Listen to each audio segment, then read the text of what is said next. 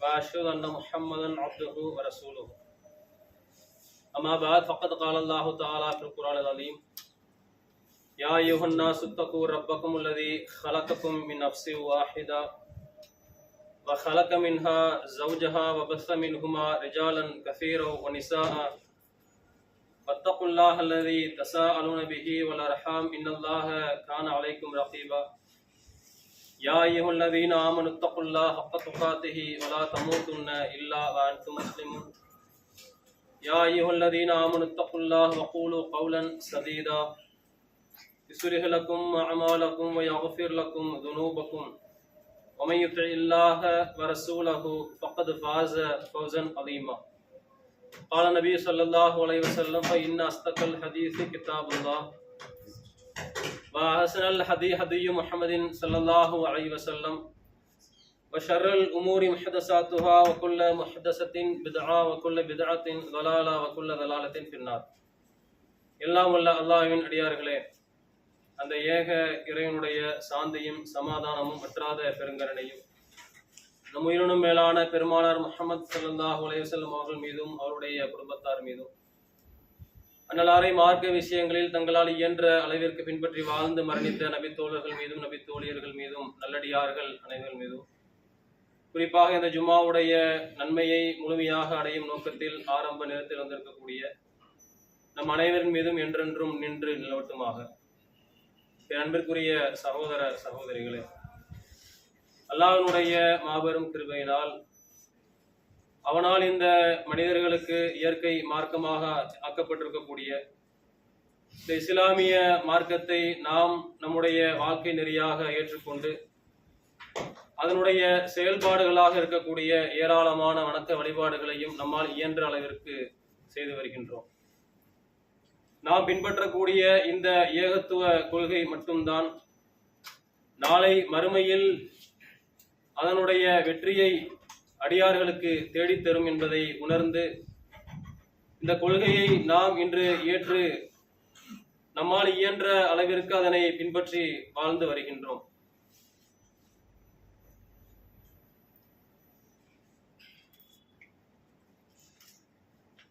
அப்படிப்பட்ட உன்னதமான இந்த ஏகத்துவ கொள்கையை பொறுத்த வரைக்கும் அல்லாஹ் ரப்பல் ஆலமீன் தான் படைத்த எல்லா அடியார்களுக்கும் இந்த கொள்கையை உரித்தாக்குகின்றானா என்று நாம் பார்க்கின்ற சூழலில் அல்லாஹ் அதை யாருக்கு கொடுக்க வேண்டும் என்று நாடுகின்றானோ அந்த அடியார்களுக்கு மட்டுமே இந்த கொள்கையை அல்லாஹ் ரப்பல் ஆலமீன் இந்த உலகத்தில் மிகப்பெரிய ஒரு அருட்கொடையாக மிகப்பெரிய ஒரு பொக்கிஷமாக கொடுக்கின்றான்.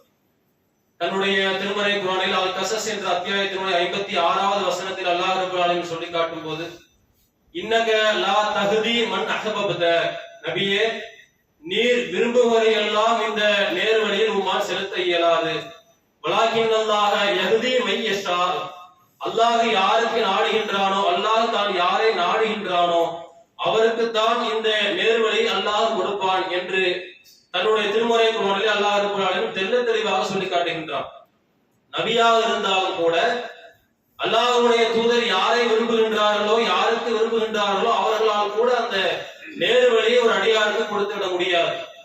இந்த வசனம் இறங்குகின்ற அந்த சம்பவத்தினுடைய பின்புலத்தை எடுத்து பார்த்தோம் என்று சொன்னால், நபிகள் நாயகம் ஸல்லல்லாஹு அலைஹி வஸல்லம் அவர்களுடைய பெரிய தந்தையாக இருந்த அல்லாஹ்வுடைய தூதர் ஆரம்ப நேரத்தில் இந்த கொள்கையை சொல்கின்ற போது ஏராளமான இன்னல்கள், ஏராளமான சிரமங்கள், அப்படிப்பட்ட சிரமமான காலகட்டத்தில் அல்லாஹ்வுடைய தூதருடைய இந்த ஓரிரை கொள்கை பிரச்சாரத்திற்கு தன்னால் இயன்ற அளவிற்கு எந்த அளவிற்கு தன்னால் ஒத்துழைப்பை கொடுக்க முடியுமோ, என்னென்ன உதவிகளை எல்லாம் செய்ய முடியுமோ, மக்கத்து காவிர்களுடைய அச்சுறுத்தல் இருந்த அந்த காலகட்டத்தில் தன்னால் இயன்ற அளவிற்கு எந்த அளவிற்கு ஒரு பாதுகாப்பை கொடுக்க முடியுமோ அந்த அளவிற்கு பாதுகாப்போடு ஒரு உறுதுணையோடு இருந்த நபிகளாருடைய பெரிய தந்தை அபூ தாலிப் அவர்களுடைய மரண வேளையில் அல்லாஹ் இந்த வசனத்தை இறக்குகின்றான். காரணம் என்னவென்று சொன்னால், அபூ தாலிப் அவருடைய மரண வேளையில் அல்லாஹ்வுடைய தூதர் அவர்கள் இந்த கொள்கையை எடுத்து சொல்கின்றார்கள், இந்த கடைசி நேரத்திலாவது நீங்கள் இந்த கொள்கையை ஏற்றுக்கொள்ளுங்கள் என்று எடுத்து சொல்லக்கூடிய அந்த நேரத்தில் சுற்றிலும் இருக்கக்கூடிய அந்த மக்கத்து காவிகளுடைய தலைவர்களாக அபூ தாலிபினுடைய நெருங்கிய உறவினர்களாக இருக்கக்கூடியவர்கள் அவரை தடுக்கின்றார்கள். உங்களுடைய மூதாதையருடைய மார்க்கத்தை விட்டு தடுத்த அந்த நேரத்தில் அபூ தாலிப் அவர்கள் ஒரு வாசகத்தை சொல்லிவிட்டு மரணிக்கின்றார்கள். நான் என்னுடைய அப்துல் முத்தலிபினுடைய இந்த கொள்கையிலேயே நான் மரணித்து விடுகின்றேன் என்று சொல்லிவிட்டு மரணித்த அந்த நேரத்தில் அல்லாஹ்வுடைய தூதரால் தாங்கிக் கொள்ள முடியவில்லை. தன்னுடைய இந்த பிரச்சாரத்திற்கு இவ்வளவு காலம் உறுதுணையாக இருந்த, என்னுடைய பாசத்திற்கும் நேசத்திற்கும் உரித்தானராக இருந்த என்னுடைய பெரிய தந்தை அவருடைய இந்த கொள்கையை, என்னுடைய இந்த கொள்கையை அவரால் ஏற்றுக்கொள்ள செய்ய முடியவில்லையே என்ற ஆதங்கம் அல்லாஹ்வுடைய தூதருக்கு மேலிட்ட போது, அவருடைய உள்ளத்திலே கவலை மேலோங்கிய போது அல்லாஹ் ரப்பல் ஆலமீன் இந்த வசனத்தை ஆணித்தரமாக இருக்குகின்றான். நபியே, நீர் விரும்புகின்றவர்களுக்கு உன்னால் நேர்வழியை கொடுக்க முடியாது. நேர்வழி என்பது அது ஒரு அருட்கொடை. நான் யாருக்கு நாடுகின்றேனோ, நான் யாரை என்னுடைய அடியார்களாக தேர்ந்தெடுக்கின்றேனோ அவர்களுக்கு மட்டும்தான் இந்த நேர்வழியை நான் கொடுப்பேன் என்று அல்லாஹ் ரப்பல் ஆலமீன் இந்த வசனத்தை இறக்குகின்றான். அப்ப இந்த ஏகத்துவ கொள்கை என்பது இந்த உலகத்தில் அல்லாஹ் ரப்பல் ஆலமீன் ஒரு அடியாருக்கு கொடுக்கக்கூடிய ஈடு இணை இல்லாத அருட்கொடை. இதை பற்றி நாம நிறைய நேரங்களில் கேள்விப்பட்டிருந்தாலும் கூட நம்முடைய வாழ்க்கையில் நாம் அதை சரியான முறையில் நாம் கடைபிடிக்கின்றோமா? யாருக்கெல்லாமோ கொடுக்காத அல்லாஹ் ஒரு நேர்வழியை எனக்கு அல்லாஹ் கொடுத்திருக்கின்றார் என்று சொன்னால் அந்த நேர்வழியை கொடுத்திருக்கக்கூடிய இறைவன் என்னிடத்திலே எதிர்பார்க்கக்கூடியது என்ன? நான் அந்த கொள்கைக்கு கைமாறாக அல்லாஹ்வுக்கு செய்ய வேண்டிய காரியம் என்ன என்பதையும் இஸ்லாமிய மார்க்கம் அழகாக வலியுறுத்தி சொல்கின்றது. 6வது அத்தியாயத்தினுடைய 125வது வசனத்தில் அல்லாஹ் ரப்பல் ஆலமீன் சொல்லி காட்டுகின்றான், ஃபமை யுரிதில்லாஹ ஐ யஹ்தியஹு யஷ்ரஹு ஸத்ரஹு லில் இஸ்லாம். அல்லாஹ் யாருக்கு நாடுகின்றானோ, யாருக்கு நேர்வழி காட்ட வேண்டும் என்று நாடுகின்றானோ அவருடைய உள்ளத்தை அல்லாஹ் விரிவுபடுத்துகின்றான். எல்லாருடைய உள்ளத்தை எல்லாம் அல்லாஹ் விரிவுபடுத்துறது இல்லை. யாருக்கு நேர்வழி காட்ட வேண்டும் என்று அல்லாஹ் நாடுகின்றானோ அவருடைய உள்ளத்தை அல்லாஹ் என்ன செய்யறான் சொன்னா, இந்த மார்க்கத்தை இன்னும் அதிகமாக இவன் விளங்கிக் கொள்ள வேண்டும், மார்க்கத்தினுடைய எல்லா அம்சங்களையும் இவன் கற்றுக்கொள்ள வேண்டும் என்று யாருக்கு நேர்வழி காட்ட நாடுகின்றானோ அந்த அடியாருடைய உள்ளத்தை அல்லாஹ் என்ன செய்யறான் சொன்னா, இஸ்லாமிய மார்க்கத்தை நோக்கி, இந்த கொள்கையை நோக்கி அல்லாஹ் ரப்பல் ஆலமீன் விரிவுபடுத்துகின்றான் என்று அல்லாஹ் ரப்பல் ஆலமீன் அந்த வசனம் சொல்லி காமிக்கின்றான். இந்த நேர்வழி, இந்த தௌஹீதை பற்றி ஒரு விழிப்புணர்வு இல்லாமல் இந்த உன்னதமான ஒரு ஏகத்துவ கொள்கையை யாரெல்லாம் பின்பற்றாமல் இருக்கின்றார்களோ அல்லாஹ் ரப்பல் ஆலமீன் தன்னுடைய திருமறை குர்ஆனிலே அப்படிப்பட்டவர்களை இகழ்ந்தும் சில வசனங்களை இறக்கி இருக்கின்றார். 7வது அத்தியாயத்தினுடைய 179வது வசனத்துல அல்லாஹ் ரப்பல் ஆலமீன் சொல்லி காட்டும் போது, வலக்கத் தரவனா லி ஜஹன்னம கஸீரம் மினல் ஜின்னி வல் இன்ஸ், மனிதர்களிலும் ஜின்களிலும் அதிகமான மக்களை நான் எப்படி படைச்சிருக்கிறேன்னு சொன்னா, நரகத்துக்காக வேண்டிய நான் படைச்சிருக்கிறேன். என்ன காரணம் அப்படின்னு சொன்னா, லஹும் குலூபுல் லா யஃகஹூன பிஹா வலஹும் அயுனுன் வலா யுப்சிரூன பிஹா லஹும் ஆதானுன் வலா யஸ்மஊன பிஹா. அவர்களுக்கு நான் உள்ளத்தை கொடுத்திருக்கின்றேன், அதை கொடுத்து அவர்கள் சிந்திக்க வேண்டிய முறைப்படி அவர்கள் சிந்திப்பதில்லை. அவர்களுக்கு நான் கண்களை கொடுத்திருக்கின்றேன், அதை குறித்து இந்த கொள்கையை எந்த அளவிற்கு அவர்கள் நேசித்து பார்க்க வேண்டுமோ, அந்த கண்களை எப்படியெல்லாம் இந்த கொள்கைக்காக பயன்படுத்த வேண்டுமோ அதை அவர்கள் அப்படி பயன்படுத்துவதில்லை. நான் அவர்களுக்கு காதுகளை கொடுத்திருக்கின்றேன், அதை கொண்டு அவர்கள் கேட்பதில்லை. உலாயிக்க கல் அன்ஆம், இவர்கள் கால்நடைகளை போன்றவர்கள் என்று சொல்லிவிட்டு அல்லாஹ் சொல்லி காமிக்கிறான், பல்லுஹும் அதல், அதை விட இவர்கள் இழிவானவர்கள், கால்நடைகளை விட இவர்கள் இழிவானவர்கள். யாரை பற்றி அல்லாஹ் பேசுறான்னு சொன்னா, தான் படைத்த அடியார்களை பற்றி, இந்த மார்க்கத்தில் இருக்கக்கூடிய மக்களை பற்றி அல்லாஹ் எப்படி சொல்றான்னு சொன்னா, இந்த கொள்கையை நான் கொடுத்திருந்தும் கூட இந்த கொள்கையை பற்றி அதனுடைய உன்னதத்தை பற்றி அவன் உள்ளத்தை கொண்டு அவன் சிந்திக்க வேண்டாமா? கண்களை கொண்டு பார்க்க வேண்டாமா? காதுகளை கொண்டு கேட்க வேண்டாமா? எல்லாவற்றையும் நான் அருட்கொடையாக கொடுத்து எல்லா அருட்கொடைகளுக்கும் மிகப்பெரிய ஒரு அருட்கொடையாக இந்த நேர்வழியை நான் ஆக்கி இருக்கக்கூடிய நேரத்தில் எந்த விதமான ஒரு விழிப்புணர்வும் இல்லாமல் இந்த உலகத்தில் வாழ்றான இவன் கால்நடை அதை விட மிகவும் இழிவானவன் என்று யார் இந்த கொள்கையை எந்த விதத்தில் எடுத்துக்கொள்ள வேண்டுமோ, இந்த கொள்கையை எந்த அளவிற்கு நேசித்து பின்பற்ற வேண்டுமோ, யார் அவ்வாறு பின்பற்றவில்லையோ அப்படிப்பட்டவர்களை அல்லாஹ் ரப்பல் ஆலமீன் மிக மிக இழிவாக தன்னுடைய திருமறை குர்ஆன்ல பேசுகின்றார். நாம நிறைய தெரிஞ்சு வச்சிருக்கிறோம். பல நபிமார்களுடைய நெருங்கிய உறவினர்களுக்கு கொடுக்காத ஒரு இசத்தை, ஒரு கண்ணியத்தை அல்லாஹ் நேர்வழி மூலமா கொடுத்திருக்கிறானா இல்லையா? எத்தனையோ நபிமார்களுடைய மகன்களுக்கு, பிள்ளைகளுக்கு கொடுக்காத ஒரு நேர்வழி, நபிமார்களுடைய அத்தா அம்மாவுக்கு, பெற்றோருக்கு கொடுக்காத ஒரு நேர்வழி, மனைவிக்கு கொடுக்காத ஒரு நேர்வழியை அல்லாஹ் இந்த சமூகத்திற்கு சில மனிதர்களுக்கு அல்லாஹ் கொடுத்திருக்கிறான்னு சொன்னான். அந்த கொள்கையிலிருந்து, அந்த நேர்வழியிலிருந்து அல்லாஹ் எதிர்பார்க்கக்கூடிய ஒரு விஷயம் என்னன்னு சொன்னா, இந்த கொள்கையில் இவன் கடைசி வரைக்கும் உறுதியாக இருக்க வேண்டும். கொள்கையை விளங்கி வைத்திருப்பது ஏகத்துவாதிகளுடைய வேலை கிடையாது. இதுதான் நேர்வழி என்பது எல்லாருக்கும் தெரிஞ்சிருக்கும். நேர்வழி தெரிஞ்சதுனாலதான் நாம் அந்த கொள்கையில பயணிக்கிறோம். அப்படி பயணிக்கக்கூடிய நேரத்துல பல்வேறு இடர்பாடுகளை அல்லாஹ் கொடுப்பான், பல்வேறு சோதனையான காலகட்டங்களை அல்லாஹ் ஏற்படுத்துவான். அப்படிப்பட்ட அந்த நேரத்தில் ஒரு அடியான், ஒரு இறை விசுவாசி எப்படி இருக்க வேண்டும் என்று சொன்னால், கொள்கையில் உறுதியாக இருக்க வேண்டும். அல்லாஹ்வுடைய தூதர் அவர்கள் அழகான ஒரு உவமையின் மூலமாக தெளிவாக விளங்கும் வகையில் எடுத்து சொல்கின்றார்கள்.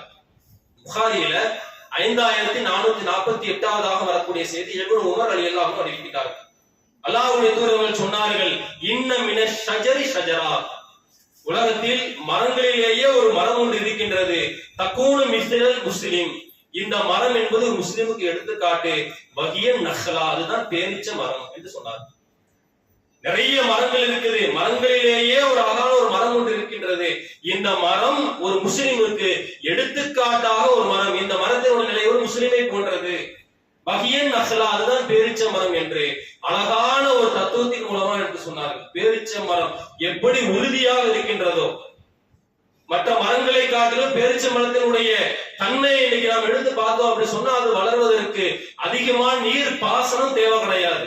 ஒரு பாலைவன மணலாக இருந்தாலும் கூட, அதிகமான வெப்பமாக இருந்தாலும் கூட, குறைவான நீர்ப்பாசனம் இருந்தால் போதும், அது வளர்ந்து விட்டது என்று சொன்னால் அதற்கு பிறகு அதனுடைய விளைச்சல் அதிகமாக இருந்து கொண்டே இருக்கும்.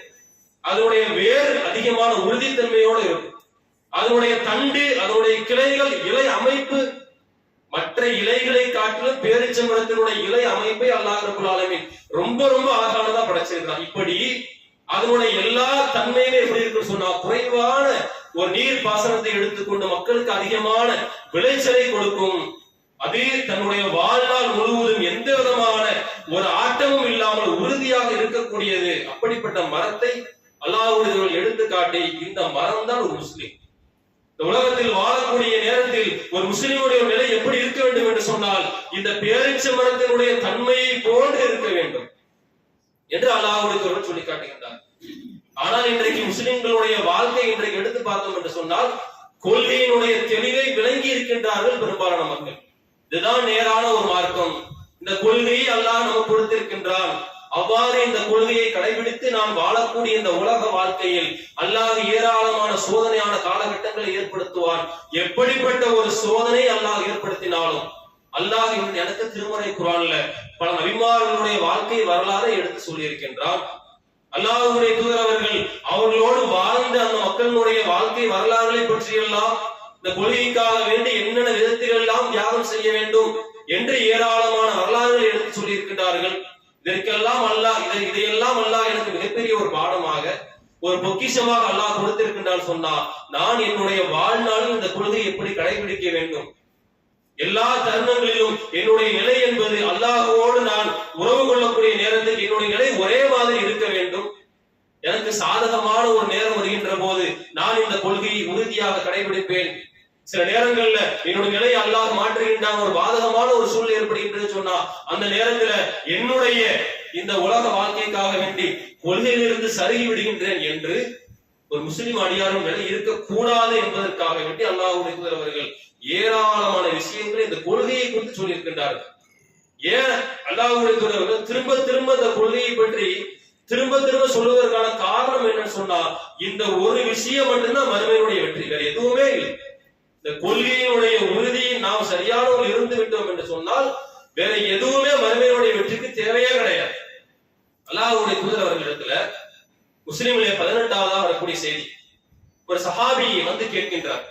சுஃபியான் பின் அப்துல்லா ரலியல்லாஹு அன்ஹு சொல்லக்கூடிய ஒரு சஹாபி வந்து அல்லாஹ்வுடைய தூதரிடத்தில் வந்து கேட்கின்றார், யா ரசூலுல்லாஹ் குல்லி கௌலன், எனக்கு நீங்கள் ஒரு விஷயத்தை சொல்லுங்கள், லா அஸ்அலு அன்ஹு அஹதம் பஅதக, அந்த விஷயத்தை பற்றி அதற்கு பிறகு நான் வேறு யாரிடத்திலும் கேட்க கூடாது, அப்படிப்பட்ட ஒரு விஷயத்தை, முக்கியமான ஒரு விஷயத்தை, இந்த இஸ்லாமிய மார்க்கத்தை பற்றி நீங்க எடுத்து சொல்லுங்கள் என்று சுஃபியான் பின் அப்துல்லா ரலியல்லாஹு அன்ஹு அவர்கள் அல்லாஹ்வுடைய தூதரிடத்தில் கேட்கின்றார். அப்ப அந்த கேள்வி கேட்ட சஹாபி அழைத்து வைத்து பல மணி நேரங்கள் அல்லாஹ்வுடைய உறுதியா நிறைய ஒரு விஷயங்களை எடுத்து சொல்லி உரை நிகழ்ந்திருக்க வேண்டுமா இல்லையா?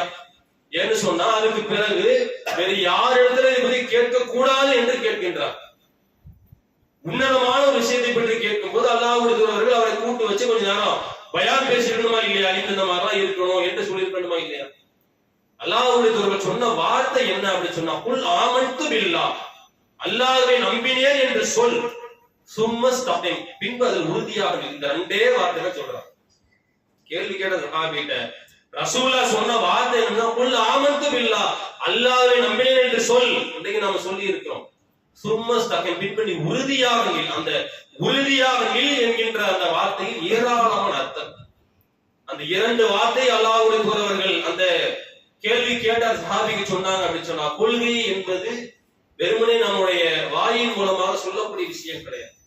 நாம் உள்ளத்தால் உணர்ந்து ஏற்றுக்கொண்டிருக்கிறோம்ல, அந்த கொள்கை என்பது வாயில் வார்த்தையில் சொல்லக்கூடிய விஷயம் கிடையாது. நம்முடைய வாழ்க்கையில் பிராக்டிக்கலாக எல்லா நேரங்களிலும் எல்லா விஷயங்களிலும் நாம் அதை எல்லா அம்சங்களையும் பின்பற்றி நம்முடைய வாழ்க்கையில் நடக்க வேண்டும் என்று இஸ்லாமிய மார்க்கம் வலியுறுத்துகின்றது. அல்லாஹ் தன்னுடைய திருமறை குர்ஆன்ல ஒரு மூமினை பார்த்து அழகா சொல்லி காமிக்கிறான். அல்லாஹ்வுடைய தூதருக்கு அல்லாஹ் ரப்பல் அறிவுரையா சொல்ற, நம்பிக்கை கொண்ட ஒரு இடத்துல நீங்க இந்த விஷயத்தை நீங்க சொல்லுங்க. என்ன விஷயம் என்று சொன்னால், அல்லாஹ்வுடைய தூதர்களிடத்திலே அல்லாஹ் சொல்லி காட்டுகின்றான், வதக்கிர், நபியே நீங்கள் அறிவுரை சொல்லுங்கள், உபதேசம் செய்யுங்கள்.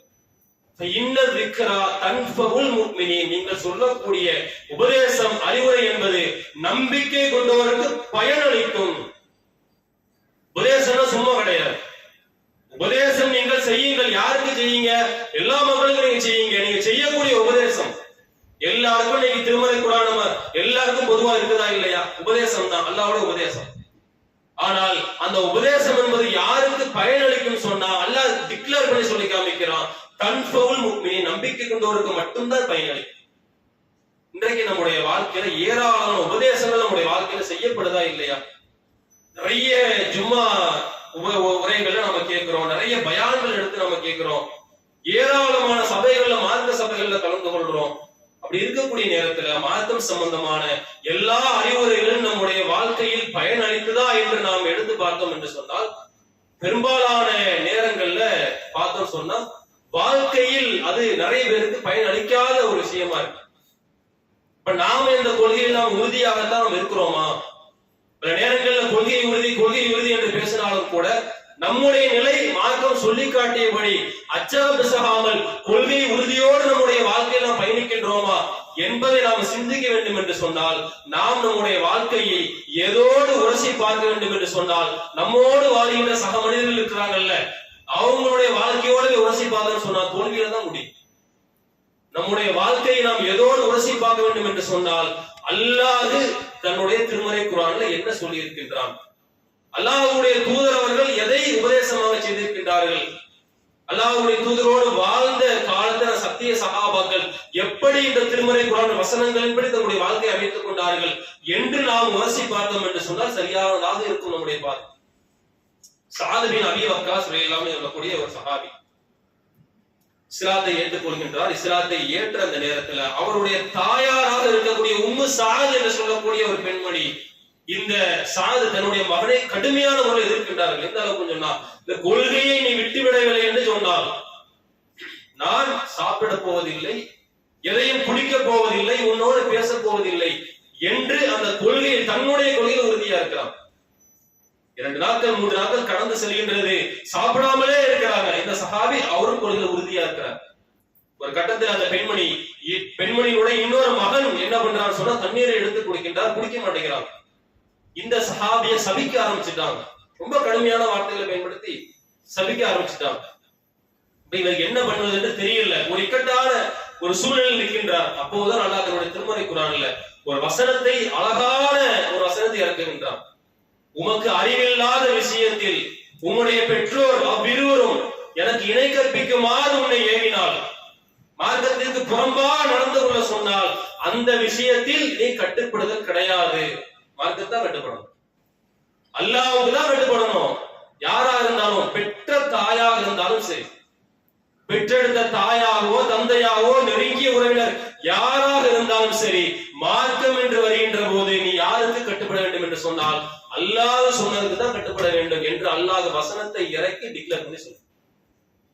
இன்றைக்கு பெரும்பாலான நேரங்கள் நம்முடைய வாழ்க்கையில் நாம் எதிரே நாம் சருகின்றோம் என்று சொன்னால், பல நேரங்களில் நாம் கொள்கையை பற்றி பேசக்கூடிய மக்களாக இருப்போம், பல நேரங்களில் கொள்கை உறுதியோடு நாம் கடைபிடிக்கிற மக்களாக இருப்போம்.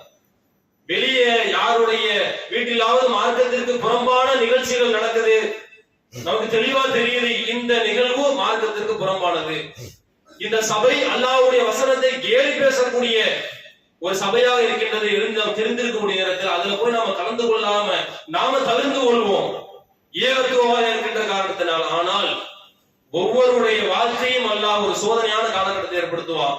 நம்முடைய அண்ணனுக்கு திருமணமா இருக்கும், நம்முடைய அண்ணன் மகளுக்கு அண்ணன் மகனுக்கு திருமணமா இருக்கும், அவர்களுடைய வீட்டில் நெருங்கிய உறவினுடைய வீட்டில் ரத்த பந்தங்களுடைய ரத்த சொந்தங்களுடைய வீட்டில் ஏதாவது ஒரு நிகழ்ச்சியாக இருக்கும். அந்த நேரத்தில் தான் ஒருவருடைய கொள்கை உறுதி எந்த அளவுக்கு இருக்கின்றது வெளிப்படும். அந்த நேரத்துல எனக்கு மார்க்கம் தான் பெரிது, இந்த சபையில் நான் போய் கலந்து கொண்டேன் என்று சொன்னால் என்னுடைய அண்ணனுடைய நேசத்தை நான் பெற முடியும், என்னுடைய அக்காவுடைய நேசத்தை நான் பெற முடியும், நெருங்கிய ரத்த பந்தங்களுடைய நேசத்தை பாசத்தை நான் பெற முடியும். ஆனால் அல்லாஹ்வுடைய நேசத்தை நான் இழந்து விடுவேன், அல்லாஹ்வுடைய தூதருடைய நேசத்தை இழந்து விடுவேன் என்று அந்த நேரத்தில் நாம் மார்க்கத்தின் பக்கம் நான் சாய்கின்றோமா, அல்லது அந்த நேரத்தில் எல்லாரும் சேர்ந்து சொல்றாங்க என்னால எதுவுமே செய்ய முடியல என்று நாம் சாஜாபு சொல்லிவிட்டு மார்க்கத்திற்கு புறம்பான உறவுகளின் பக்கம் நாம் சாய்ந்து விடுகின்றோமா என்ற ஒரு நிலையை அல்லாஹ் ஏற்படுத்துவான். அந்த நேரத்தில் நாம் இந்த வசனங்களின்படி நடந்து கொள்வோராக இருந்தோம் என்று சொன்னால் மார்க்கத்தை தான் நம்ம தூக்கி பிடிக்கிறோம். ஆனால் பெரும்பாலான முஸ்லிம்களுடைய நிலை எவ்வாறு மாறிவிடுகின்றது என்று சொன்னால், பிறரை பற்றி பேசும்போது கொள்கை உறுதி மேலோங்கி நிற்கும், தன்னுடைய நிலை என்று வருகின்ற போது கொள்கை உறுதியை காற்றில் பிறக்க விடக்கூடிய நிலைக்கு நாம தள்ளப்படுகின்றோம். சிந்திக்க வேண்டுமா இல்லையா? ஏன்னு சொன்னா இந்த கொள்கையில் நாம் உறுதியாக காலம் முழுவதும் இருந்தால் மட்டும்தான் நாம் மறுமையில் வெற்றி அடைய முடியும் என்று மார்க்கம் சொல்லியிருக்கக்கூடிய நேரத்துல நாம் எந்த விதமான ஒரு நிலையாக இருந்தாலும் சரி இந்த கொள்கையை நாம் அதிகமான அளவில் நேசித்து நாம் பின்பற்றக்கூடியவர்களாக இருக்க வேண்டும். திருமணம் போன்ற நிகழ்வுகளாக இருந்தாலும் சரி, நம்முடைய வாழ்க்கையில் எப்படிப்பட்ட ஒரு நேரமாக இருந்தாலும் சரி, நாம் இன்றைக்கு பொருளாதாரத்தை திரட்டுவதற்காக வேண்டி வியாபாரங்கள்ல ஈடுபடக்கூடிய மக்களாக இருக்கிறோம். பல்வேறு நேரங்களில் மார்க்கம் தடுத்த அந்த வட்டி போன்ற மற்ற விஷயங்களில் நாம் தவிர்த்து கொண்டாலும் கூட சிலருடைய நிலையை பார்த்தோம் என்று சொன்னால், இந்த ஒரு வியாபாரத்தை நான் இன்னைக்கு கையில் எடுத்திருக்கிறேன், இந்த வியாபாரத்தை நான் இலகுவாக செய்ய வேண்டும் என்று சொன்னால் அதற்கு லோன் வாங்க வேண்டிய நிலைக்கு நான் தள்ளப்படுறேன், வழி இல்லை, லோன் வாங்கித்தான் ஆக வேண்டும் என்று ஒரு நிலை இருக்கின்றது என்று பெரும்பாலான நேரங்கள்ல காலம் முழுவதும் கொள்கையை நேசித்து கொள்கையை பேசிய பல பெரும்பாலானவருடைய நிலை என்ன ஆகுதுன்னு சொன்னா, இது மாதிரியான ஒரு காலகட்டம் வருகின்ற போது கொள்கையில் இருந்து சருகக்கூடிய நிலைக்கு தள்ளப்படும். அல்லாஹ்வினுடைய அந்த அபிவிருத்தியின் மீது ஒரு நம்பிக்கை இருக்க வேண்டுமா இல்லையா? எப்படிப்பட்ட ஒரு சிரமம் வந்தாலும் சரிங்க, நான் மார்க்கத்தை விட்டு கொடுக்க மாட்டேங்க, இந்த கொள்கையை நான் இந்த அளவுக்கு நான் நேசித்து இவ்வளவு காலம் இருந்திருக்கிறேன், எவ்வளவு ஒரு சிரமம் வந்துட்டு போட்டுமே, எவ்வளவு ஒரு வறுமை வந்துட்டு போட்டுமே, எவ்வளவு பெரிய நஷ்டம் வந்துட்டு போட்டுமே, இந்த நஷ்டத்துக்காக வேண்டி நான் மார்க்கத்தை விட்டு கொடுத்து வட்டியின் பக்கம் நான் செல்ல வேண்டுமா? என்னுடைய மனைவி என்னுடைய பிள்ளைகள் எல்லாருமா சேர்ந்து ஒரு நெருக்கடியை கொடுக்கறாங்க, கழுத்தை பிடிச்சி நெரிக்கிறாங்க, அதுக்காக நான் மார்க்கத்தை விட்டுட்டு போகணுமா? போக முடியாது. அல்லாஹ்வுடைய நேசம் தான் எனக்கு முக்கியம் என்று நாம் இப்படிப்பட்ட காலகட்டங்களில் உறுதியாக இருந்தோம் என்று சொன்னால் அப்படிப்பட்ட கொள்கை உறுதி அல்லாஹ் நேசிப்போம், அப்படிப்பட்ட அடியார்களை தான் அல்லாஹ் நேசிப்போம். அப்படிப்பட்ட நேசத்திற்குரிய அடியார்களுக்காகத்தான் அல்லாஹ் மறுமையிலே மிகப்பெரிய ஒரு பிரம்மாண்டமான ஒரு சோனத்தை படைத்து வைத்திருக்கிறேன் என்று அல்லாஹ் சொல்லி காமிக்கிறார். சோனத்தை பற்றி அல்லாஹ் தன்னுடைய திருமறை குர்ஆன்ல ஏராளமான இடங்கள்ல வர்ணித்து சொல்றானா இல்லையா? விட்டுறாத, அந்த கொள்கையை உறுதிய எந்த காரணத்தை கொண்டு விட்டுறாத, வா உனக்காகவே நான் சொர்க்கத்தை படைச்சு வச்சிருக்கிறேன், இந்த உலகத்தில் என்னுடைய நேசத்திற்காக வேண்டி எந்த இன்பங்களை எல்லாம் நீ விட்டு ஒழித்தாயோ, எந்த இன்பங்களை எல்லாம் நீ வேண்டாம் என்று தூர ஒதுக்கினாயோ, அதை விட பல மடங்கு இன்பத்தை நான் உனக்கு சோனத்தில் வச்சிருக்கிறேன் என்று அல்லாஹ் நம்முடைய கொள்கை உறுதிக்கு அல்லாஹ் ஒரு மிகப்பெரிய ஒரு ஒரு ஒரு உறுதியை கொடுக்கிறாள்.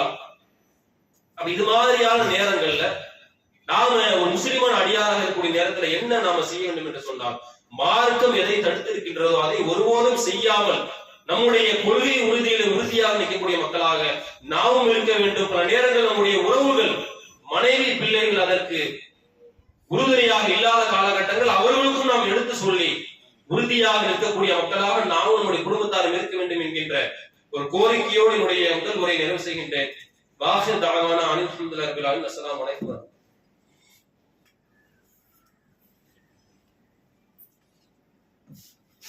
இன்றைக்குரிய சகோதர சகோதரிகளே, இன்றைக்கு இருக்கக்கூடிய ஜுமாவினுடைய வசூல் 2 ஏகத்துவ பள்ளிவாசலுடைய கட்டுமானத்திற்காக கொடுக்க இருக்கின்றது. நாம இன்றைக்கு இந்த பள்ளிவாசல்ல இன்றைக்கு ஊர்கள் தோறும் பல பள்ளிவாசல்கள் டைல்ஸ் எல்லாம் போட்டு பல பிரம்மாண்டமான பள்ளிவாசல் இருந்தாலும் கூட இன்றைக்கு நாம இப்படிப்பட்ட ஒரு ஏகத்துவ பள்ளிவாசலை இன்றைக்கு நாம உருவாக்கி அதுல நாம தொழுதுட்டு இருக்கோம். அல்லாஹ் அதனுடைய திருமறை குர்ஆன்ல சொல்லி காட்டுகின்றபடி இன்னல் மசாஜித லில்லாஹ் வலா ததுஉ மஅல்லாஹி அஹதா. பள்ளிவாசல் அல்லாஹ்வுக்கு சொந்தமானது, அல்லாஹ்வை தவிர வேறு யாரையும் நீங்கள் அழைக்காதீர்கள் என்று அல்லாஹ் தன்னுடைய திருமறை குர்ஆன்ல சொல்லி காட்டுகிறார். அது மாதிரி அத்தௌபா என்ற அத்தியாயத்துல 4 காரணங்களை அல்லாஹ் பட்டியலிட்டு இந்த காரணங்களுக்காக வேண்டி பள்ளிவாசலை உருவாக்கி வைத்திருந்தாங்க சொன்னா அதை நீங்க போய் நீங்க தொழாதீங்க. ஆரம்ப நேரத்திலிருந்து இறையச்சத்தின் அடிப்படையில் நிர்மாணிக்கப்பட்ட பள்ளிவாசலை நீங்கள் தொழுவதற்கு உகந்த பள்ளிவாசல் என்று அல்லாஹ் சொன்ன ஒரே காரணத்தினால்தான் நம்முடைய தொழுகை, நம்முடைய இபாதத்து எதுவாக இருந்தாலும் அல்லாஹ்வால் ஏற்றுக்கொள்ளப்பட வேண்டும். என்னுடைய தொழுகை, வணக்க முறை, வாழ்வு மரணம் எல்லாம் லில்லாஹி ரப்பில் ஆலமீன் அல்லாஹ்வுக்காக மட்டும்தான் என்று நாம அல்லாஹ் சொன்ன அந்த வசனத்தின் அடிப்படையில் நம்முடைய வாழ்க்கையை, நம்முடைய வணக்க வழிபாடுகளை அமைக்க வேண்டும் என்பதற்காக வேண்டித்தான் பல்வேறு சிரமங்களுக்கு மத்தியில் இந்த மாதிரியான பள்ளிவாசல்களை ஏகத்துவ இறை இல்லங்களை உருவாக்கி கொண்டு வருகின்றோம். அந்த அடிப்படையில மாசம் மாசம் நாம ஒரு பள்ளிவாசலுக்கு பொருளாதார உதவி தேடி வர்றாங்க. நீங்க அல்லாஹ்வுடைய உதவியை கொண்டு தொடர்ச்சியாக நீங்க அந்த பள்ளிவாசலுக்கு நீங்க கொடுத்துட்டு இருக்கீங்க. உங்கள் மூலமாக அல்லாஹ் ஏராளமான இறை இல்லங்களை உருவாக்கி கொண்டே இருக்கின்றான். அதோட நன்மை அல்லாஹ் மறுபடியும் நிச்சயமாக எல்லாருக்கும் கொடுப்பான். அந்த அடிப்படையில இன்றைக்கு இருக்கக்கூடிய ஜும்மா வசூலை பொறுத்த வரைக்கும் திண்டுக்கல் மாவட்டத்தில் இருக்கக்கூடிய நத்தம் கிளையை சார்ந்த அந்த பள்ளிவாசலுக்கும் மயிலாடுதுறை மாவட்டத்தை சேர்ந்த திருவாலப்புத்தூர் கிளையை சேர்ந்த அந்த பள்ளிவாசலுக்கும் இந்த ஜும்மா வசூல் கொடுக்கப்பட இருக்கின்றது.